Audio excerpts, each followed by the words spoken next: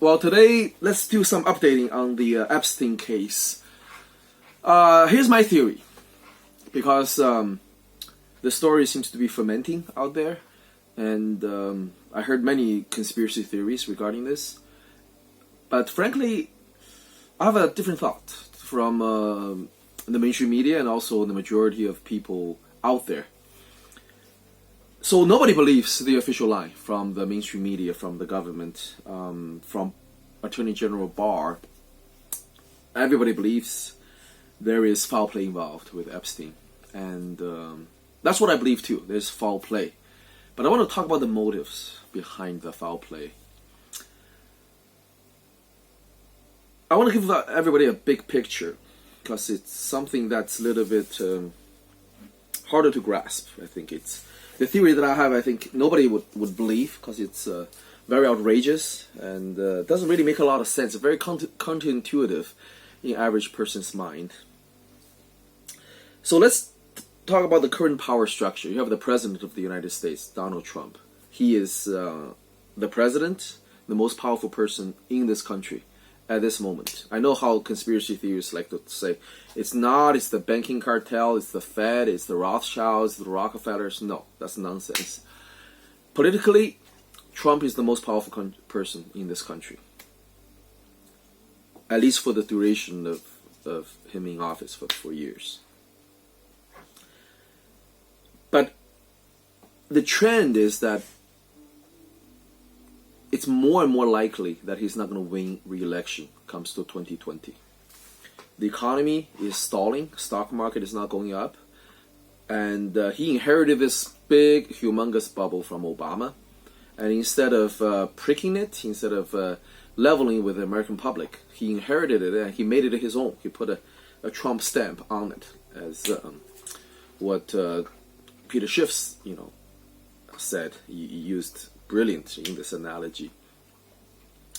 So the economy is stalling, and there's nothing he or his minions, Trump and his minions, could do. And he sees that. He sees that he's losing the trade war with China. He's losing support from his base. People waking up and realize that he's an idiot. People thought, like me, I didn't vote for Trump in 2016. I didn't vote for Hillary either. I wrote in somebody's name. But, as a side here, if I have voted in 2016, if I had to choose between Trump and Hillary, I would have voted for Trump. Because his message during the campaign struck me the most. Little did I know that, he was more politician than Jeb Bush, than all the other politicians out there. He doesn't really care the truth, care about the truth. He doesn't care about America. He doesn't really care about anybody except himself, really. But that didn't show up until 2 years into his administration. I was fooled like half of the country was in 2016, 2015, to believe his lies. But I was glad I didn't vote for him. I was glad I didn't vote for Hillary, and I wrote somebody else's name in onto the ballot.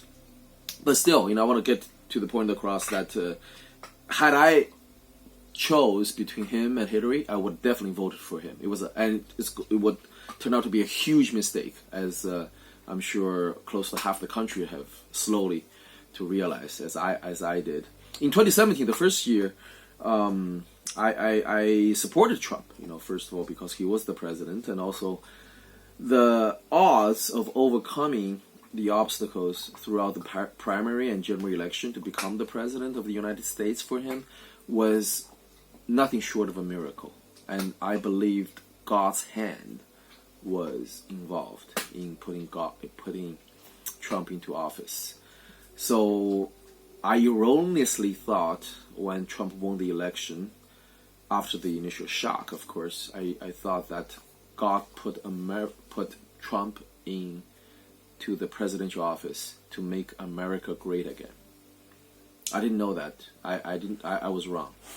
There should be many telltale signs, but I chose to ignore it until the middle of 2018, when Trump met with Kim Jong-un for the first time. See, for his first year in office, he of course he did something outrageous and out of line for the leader of a free world. But I gave him the credit, the benefit of the doubt, because I thought he was rich. He must know what he was doing. He must be really smart. How could he amass a fortune of billions of dollars, being an idiot? So I thought the mistakes that he made, the childish gestures that he made to world leaders on the world stage was merely a facade he put on, almost like a sandbagging tactic, similar to what Godfather in the movie The Godfather says, to keep your friends close and your enemies closer. I thought that was, he was probably playing a 4D chess or something, and was thinking strategically, and was waiting for the moment to surprise his enemies. And that bubble bursted in the middle of 2018 when he first met with Kim Jong-un. And I thought that meeting was a spectacular failure. And I became disillusioned from that moment on. And I began to look at Trump from a different light. And he looks more, especially in 2019, he begins to look more and more like a loser. He likes to say that he's a winner. No, he's the biggest loser. And how do I know? It's not that the biggest losers are not the ones who lose. The biggest losers are the ones who lose and pretend they win. So when they lose, instead of figuring out why they lost and try to find a way to get back up and try to improve themselves and strike again and try to win again, the true losers, when they lose, they try to put lipsticks on a pig and try to pretend they are the winner. They treat everybody else, the observers, the public, like idiots. He treats us like idiots, as if we couldn't tell whether he's winning a trade war or not, whether we couldn't tell he was good at diplomacy, or he was just okay at diplomacy or not. The guy clearly doesn't know what he's doing at all. He probably has some kind of dementia. I can probably find excuses for him, just to be apologetic for him. The guy probably sleeps 4 hours a night. The guy is 72 years old. What's he doing sleeping 4 to 5 hours a night? And he thinks that he's doing a lot for this country. No, he needs to get at least 8 or 9 hours of sleep, to keep a clear mind. Right now, his mind is not clear. His mind is similar to someone who has Parkinson's disease, or someone who is senile. I remember in 2017, at least he was somewhat lucid. I remember listening to his first State of the Union address. I was moved. I was touched. And at that time, I knew the psychology of him. He is the type of person who thrives when there are praises and where there's positive feedback, and he shrivels. He becomes even worse when there's criticism. That's his personality type. But the less you sleep, the more clouded your mind becomes, and the more mistakes you make, and the more attacks you will garner from your opponents, from the public. It's a vicious cycle. He didn't really, if he was the person, the wise statesman that half the country voted for in 2016, he would have known himself better. He would have adjusted. He would have said to himself, what? I need to take a break out. I need to take a time out. I need to figure out what's going on here. Something's not right, and I need to fix it. That's what a mature person would do. That's what a real man is supposed to do. Trump is not a real man. Trump is a boy. Is not even a boy. Like some boys, they are very strong, very tough. Trump has this facade of toughness, this facade of a strong man. But in psychology, they say that the more facade you put on, like the more strong you portray to the world, the weaker you are deep down inside. I think that's the exact case of Trump. But never mind. My whole thesis here is that Trump is losing everywhere, from the international stage, within the U.S., within his own party, probably within his own cabinet, probably within his own family.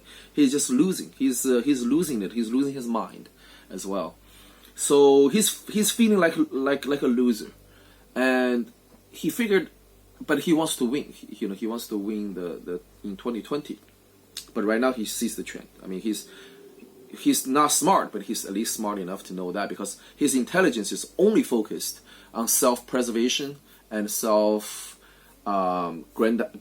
grandiose and self-promotion. That's his smarts. He's not good at solving any kind of problems. He's good at self-promotion, self-survival, preservation, and self-grandiose. So he knows he wants to make it to 2020, and he knows the weakness of the power elites, the Wall Street elites, the Hollywood elites. The pedophilia class, and he knows that's their weakness. So he probably started by arresting Jeffrey Epstein as a bargaining chip, saying that you guys, saying to the power elites, the power that be, the mainstream media, whatnot, the Bill Clintons, the Bushes, the Obamas, saying to them, you know what, I know what you guys done, what you guys did over the past 20 years. And it's evil in anybody's eyes. It's worse than what Nazi Germany had ever done. It's probably the most evil in human history, But if you make me president again in 2020, I can make this all go away. That's his thought process, I believe.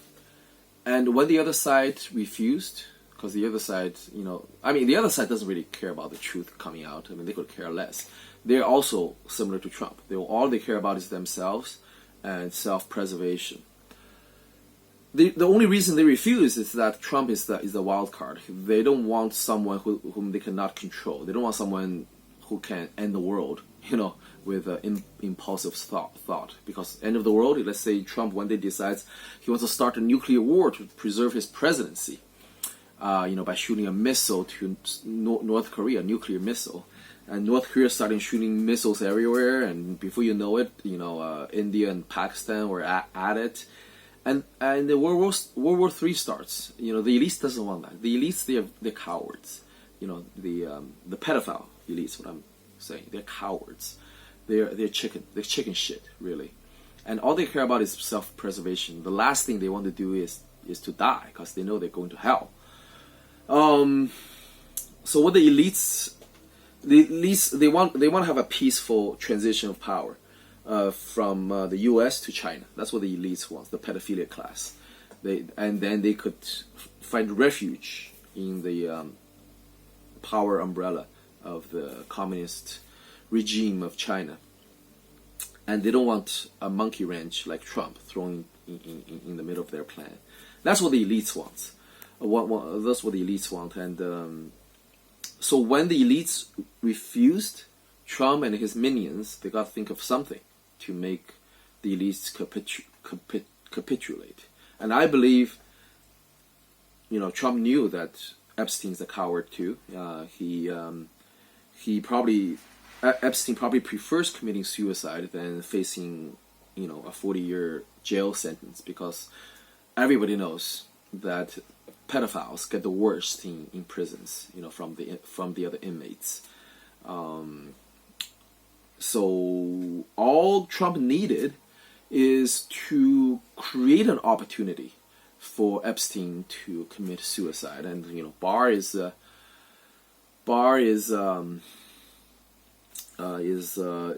in charge of that. Attorney General, he's in charge of that. So the death of Epstein is beneficial to Trump, because Trump can now, because right now nobody believes that Epstein died of suicide. Trump right now can threaten the elites now, the pedophile class from DC and Hollywood and whatnot, and saying to them, you know what? Crown me emperor by 2020, and I can make this all go away.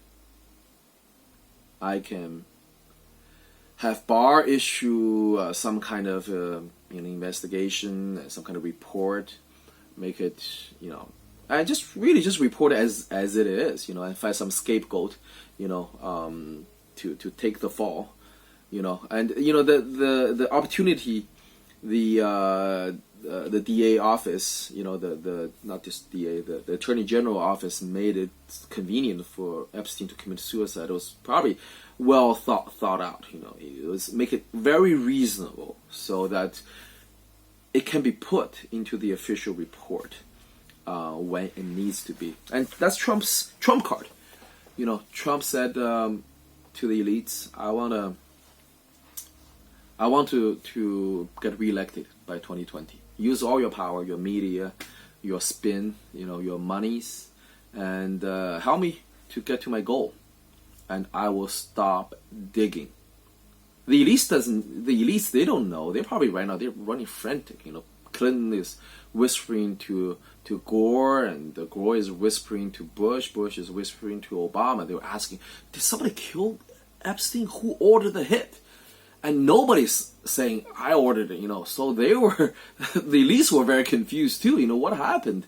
And nobody is thinking that there's a possibility that Trump ordered the hit to hold the elites hostage by threatening them that if they do not comply with his wish of becoming president again in 2020, he would continue dig on this pedophilia investigation. And it's gonna, it's not gonna just rule a suicide by Epstein. It's gonna drag the whole corrupt swamp uprooted completely. And of course, the pedophile rings, they couldn't tolerate that.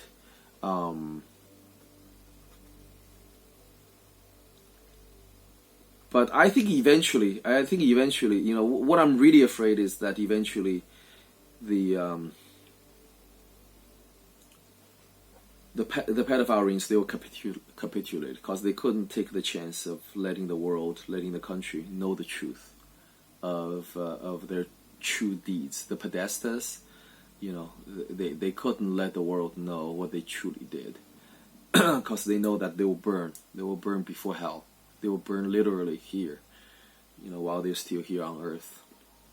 So I suspect they will make a plea bargain. They will make a deal with Trump. And that's what I'm truly afraid, that Trump is going to become president again in 2020 because with the help of the pedophile elites.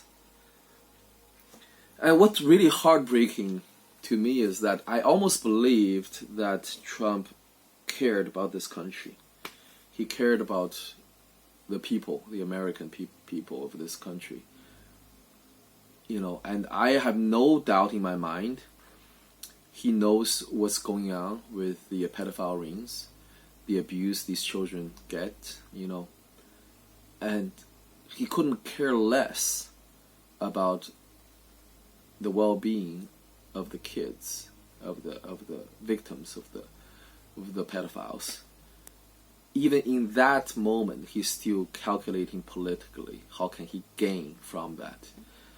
From such an opportunity. I guess in his mind it's an opportunity. He can hold the elites hostage. And that's what's really gut-wrenching, that the leader of the free world that half the country believed is a statesman that has integrity, that is fearless, could care less about the least victim of this supposedly great country that he loved.